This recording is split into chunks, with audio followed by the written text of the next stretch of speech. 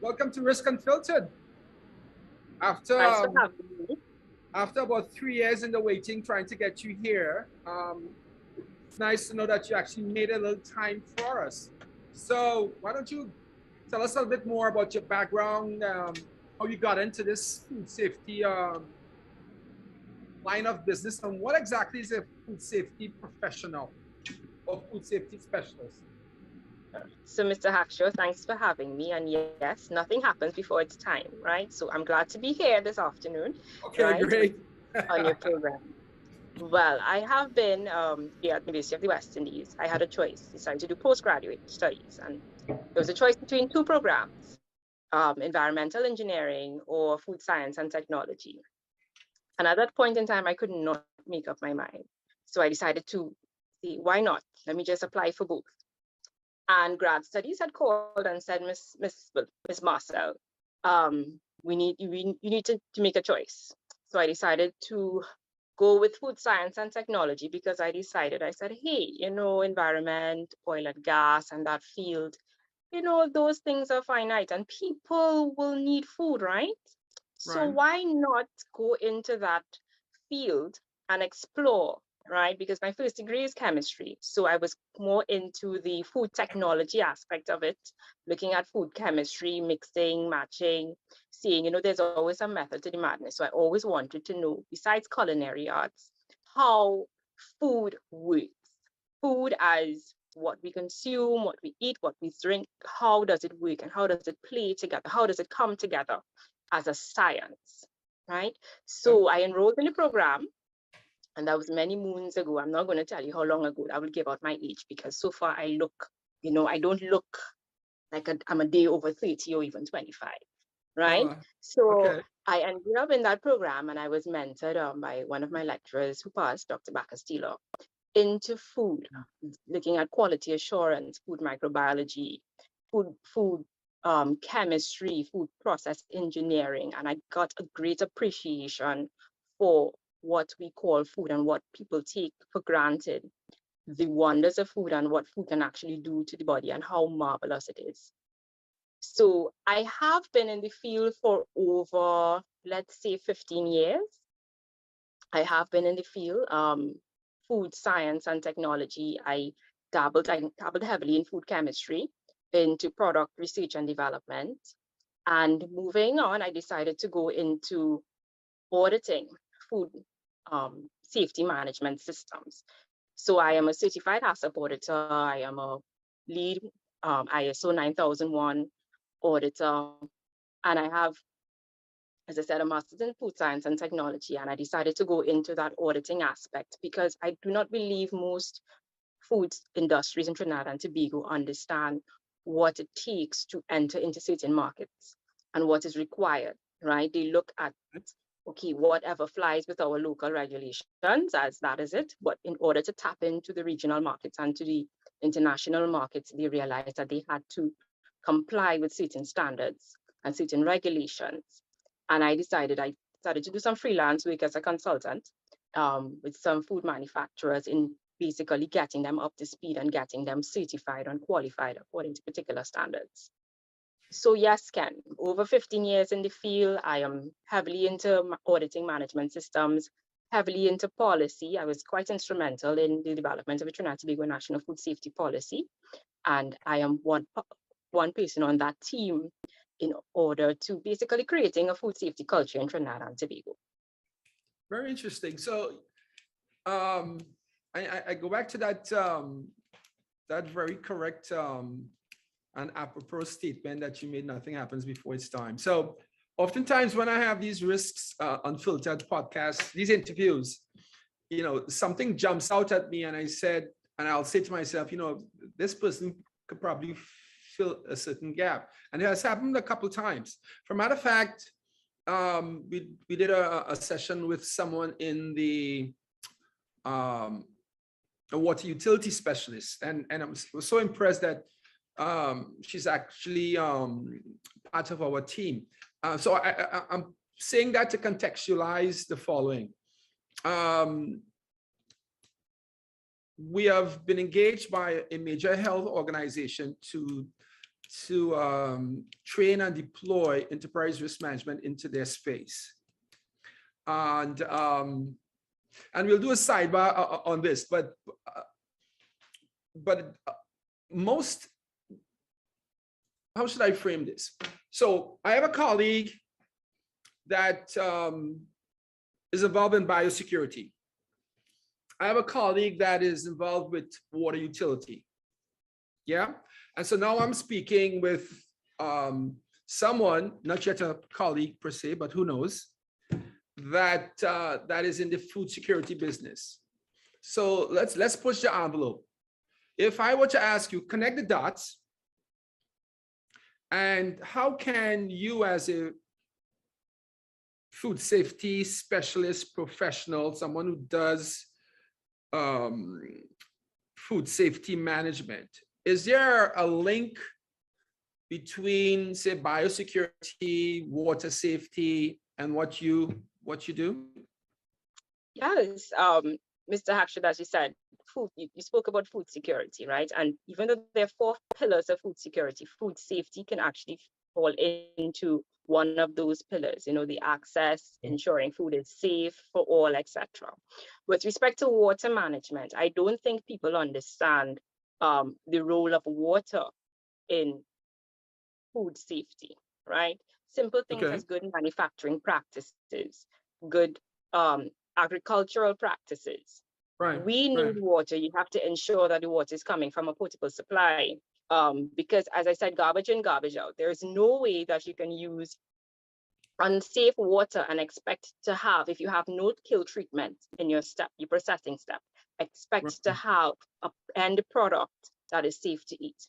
From agricultural produce, come straight down to, for example, fisher folk. When I was working in the seafood industry, the fisher folk would tell me that the ice doesn't carry any germs.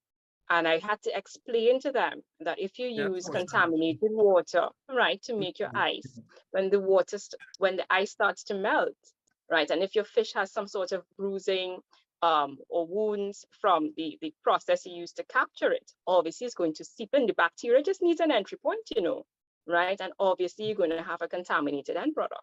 So we're all linked. It's quite multifaceted. Okay, but the converse is also true, where agriculture and the way produce is planted and raised could affect the water supply. Yeah. But where in Trinidad and Tobago are those dots connected, and how are they, if they are? Where, you know, the folks on the food safety side are talking to the water folks, and there's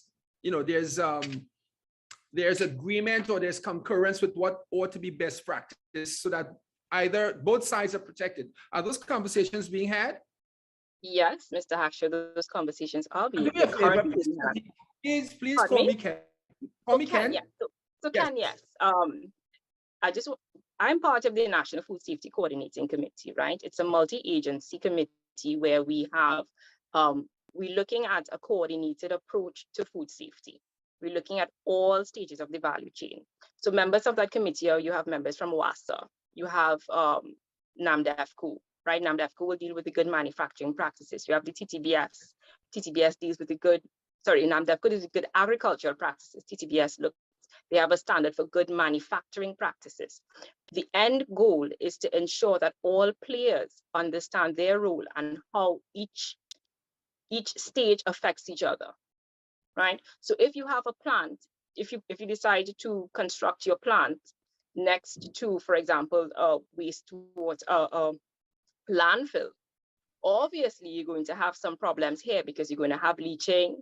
You're going to have some wastewater contaminating your end product. The possibility arises.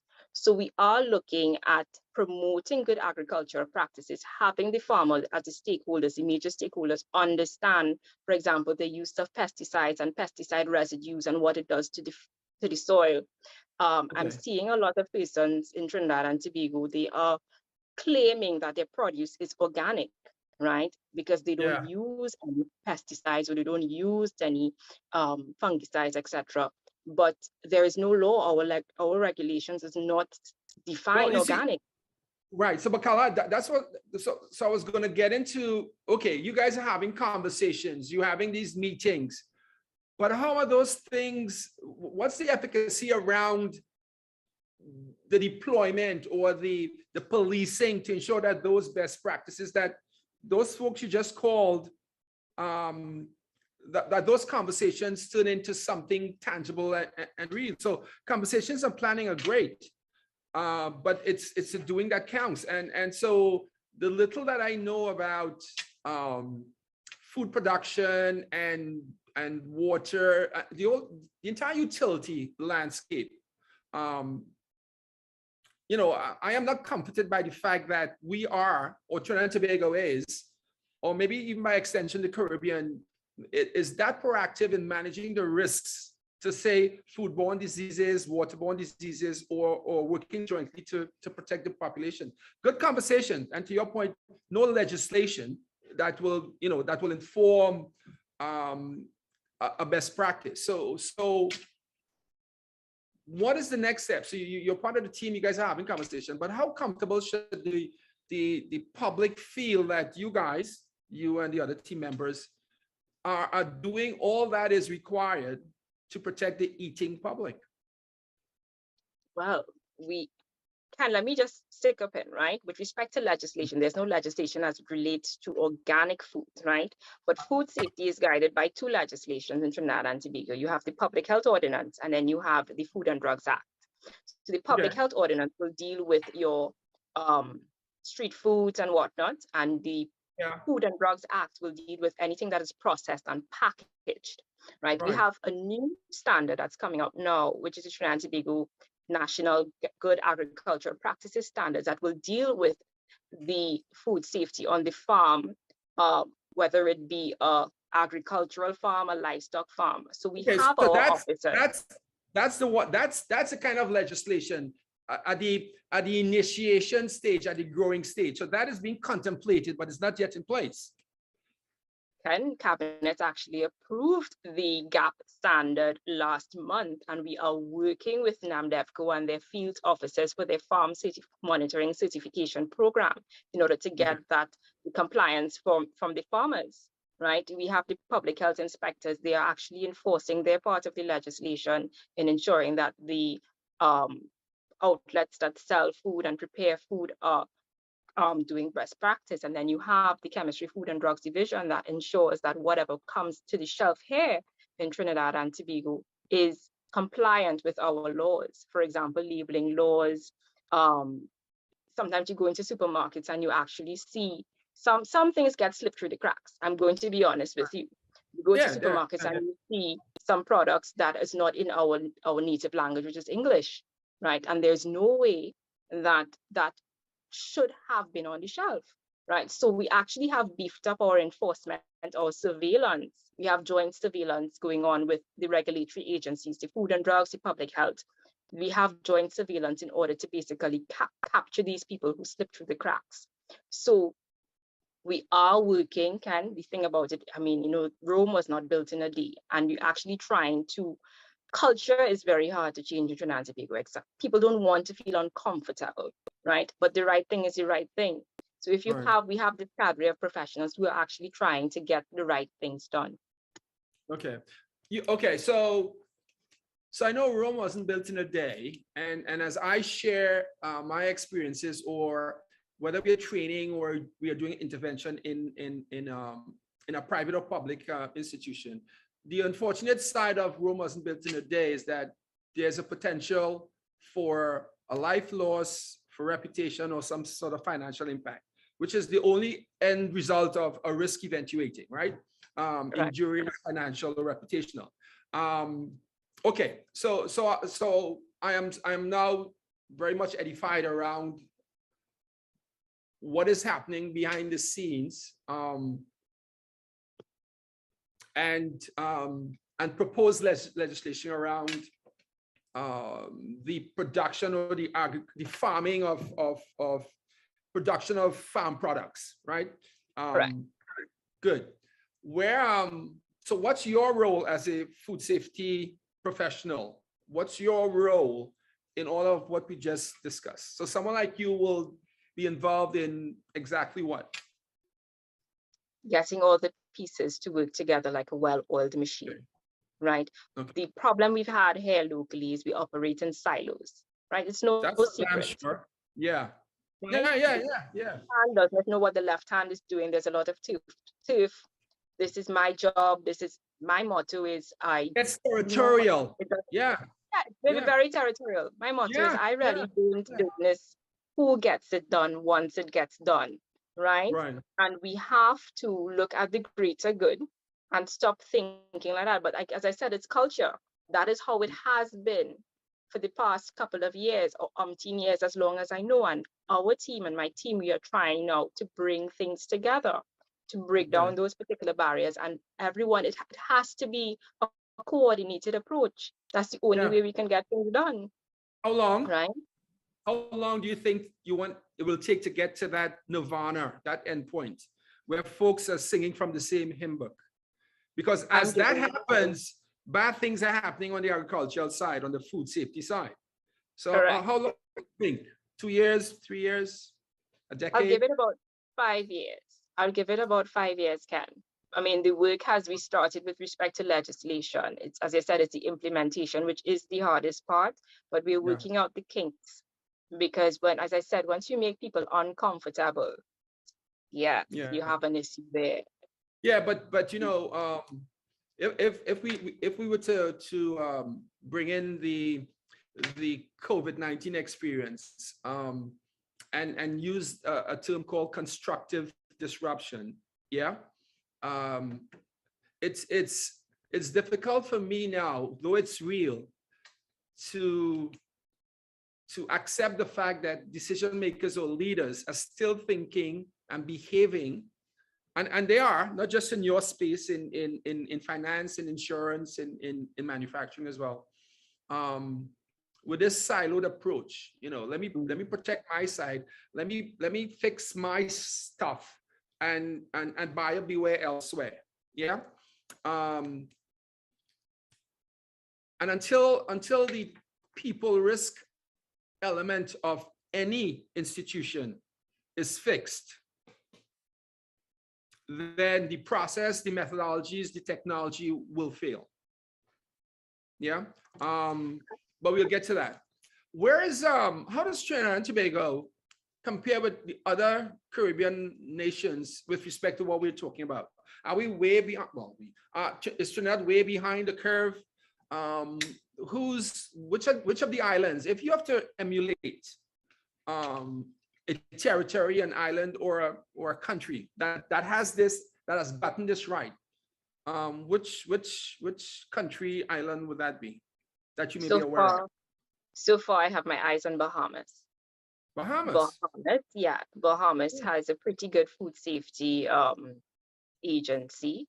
They seem to have a pretty clear understanding of what needs to be done and where they see themselves.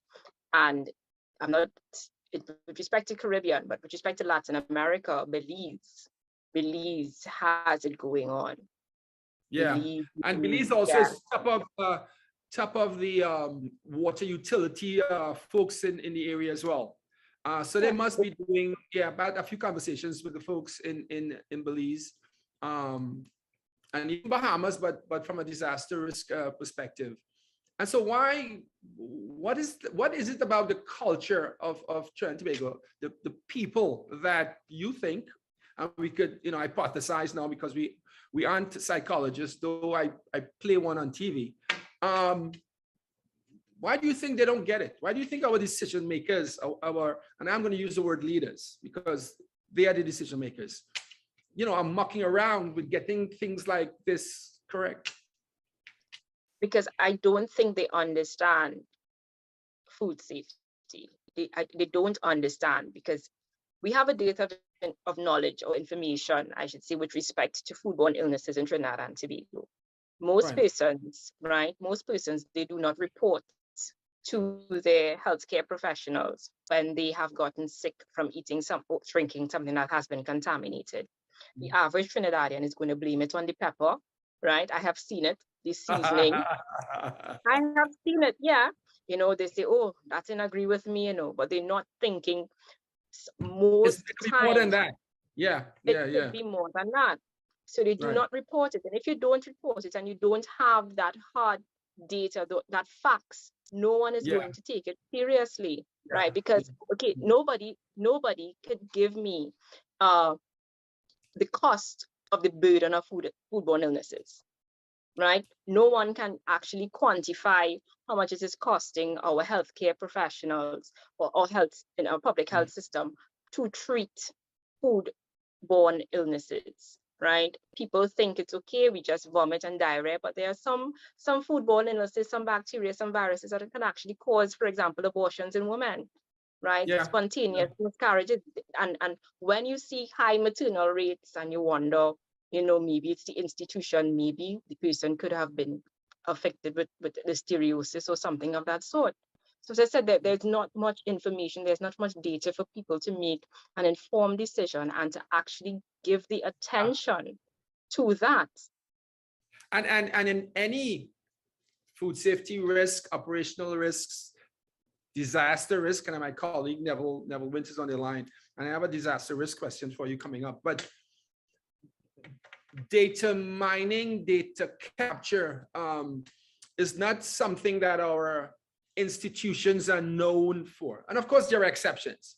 But in the most of the institutions, even some in the private sector, don't capture, don't use data, don't do effective and efficient data analysis to inform decision making, right? And again, there are exceptions to the rule, but not enough of that is being done. And in the government space and the institutions that I've been involved with, from an enterprise risk management perspective, two things are always lacking: metrics and decision making based on, say, measurements, right?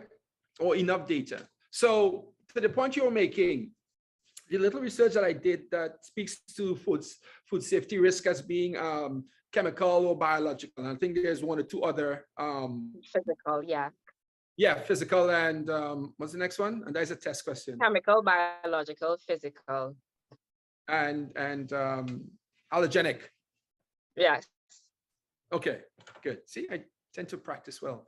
You can thank Beach for that. So what is being done to educate the folks who prepare food, who grow these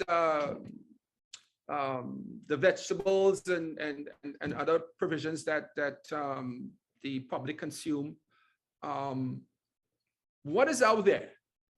What is out there apart from going and doing a bachelor's? So what workshops are out there? What webinars are out there? Well, Ken, the good thing about it, in order for you to be deemed a food handler in Trinidad and Tobago, you have to undergo a food handler's training course by the Ministry of Health Public Health Inspectorate. Right? Okay, that's a food handlers, right? That is a food handler. So that is anyone who prepares and handles food, right? So you have your fisher folk, your food service establishments, straight up. What about your agricultural folks who farm the land? Right. So they have to get a food handler's badge, whether they are preparing or if they are vending, right? But now, as I said, the legislation as it is now, our Food and Drugs Act and the Public Health Ordinance, it is not focused on agricultural produce. That is why now there is a national GAP standard where you actually have a dedicated standard geared to farm, right?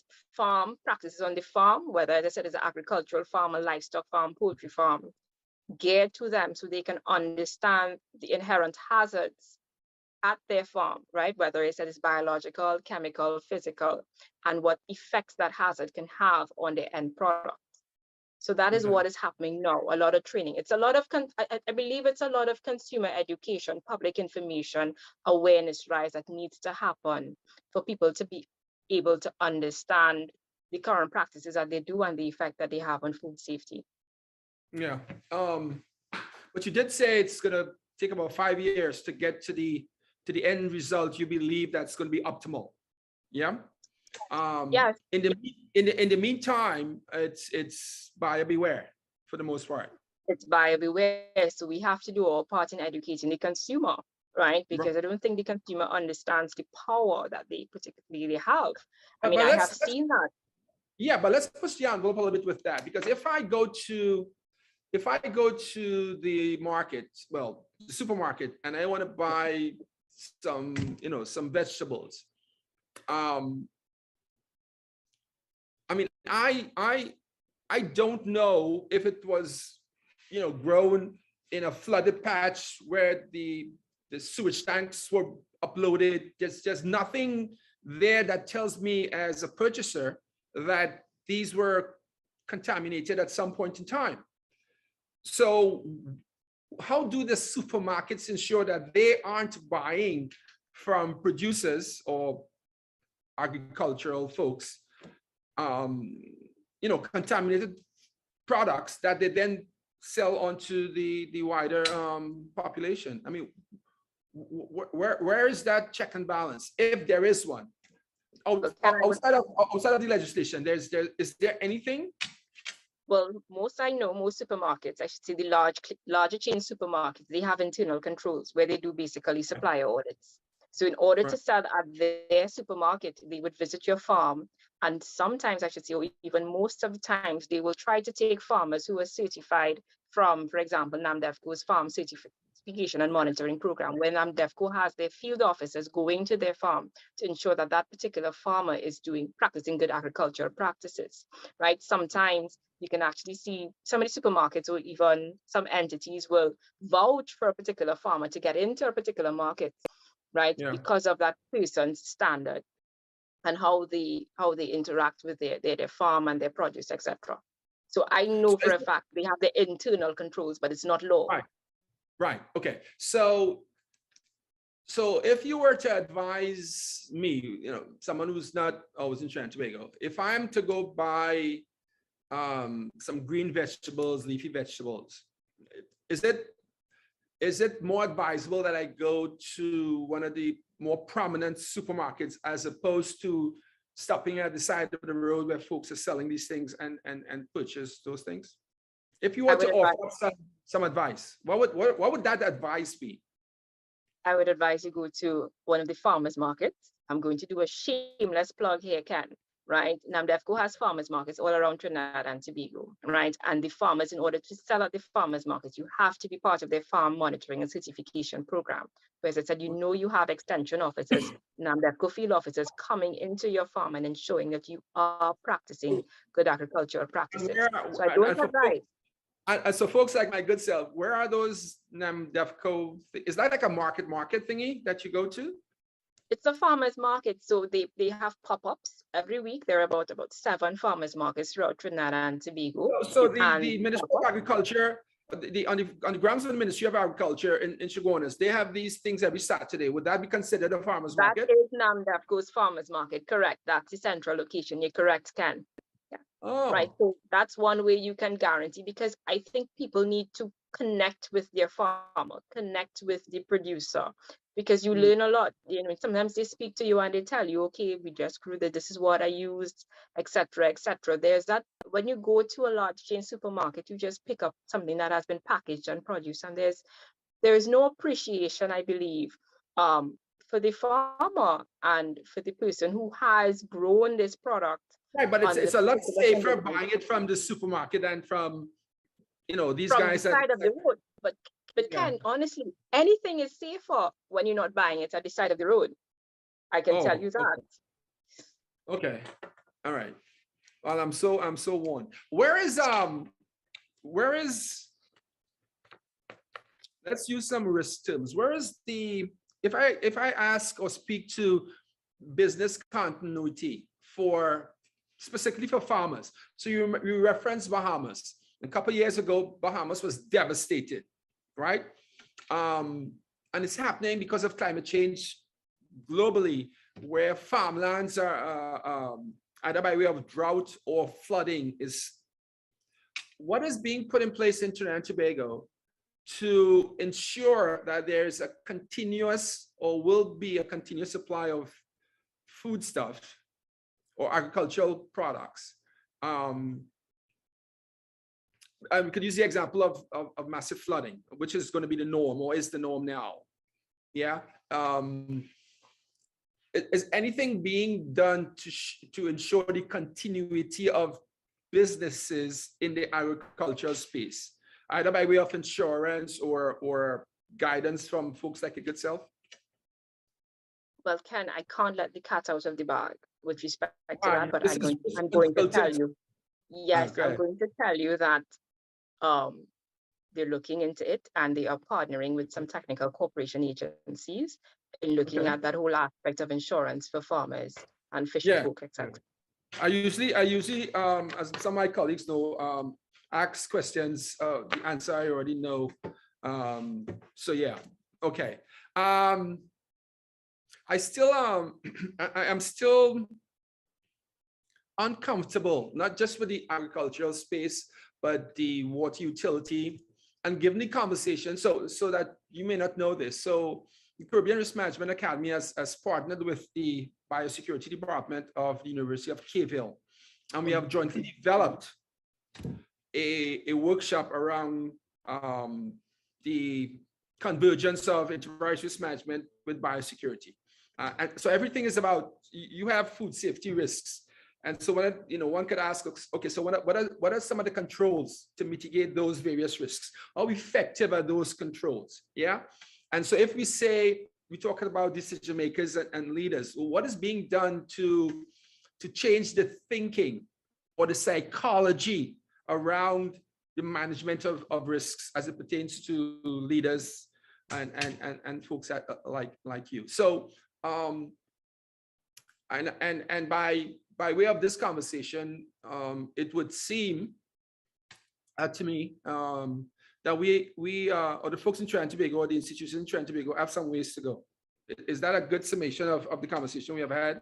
Yeah. Yeah, we have some way. We have a long way to go, Ken. But I will assure you that we are walking. We are not standing still. Right, but again, as a full-blown risk practitioner, while we are walking, bad things are happening. That's just the reality of it. It's done. So in the essence of time, Carla Boyce, I guess, we could go on and having these conversations, this discussion, because there's so many other things we wanted to talk about. But again, I want to thank you. I thank you for sharing your expertise. And I do hope that it finds, what you're espousing here finds a listening and activated ear, not just, yeah, let's talk about it. Enough talk, time to do. So again, I thank you. I thank you for the time.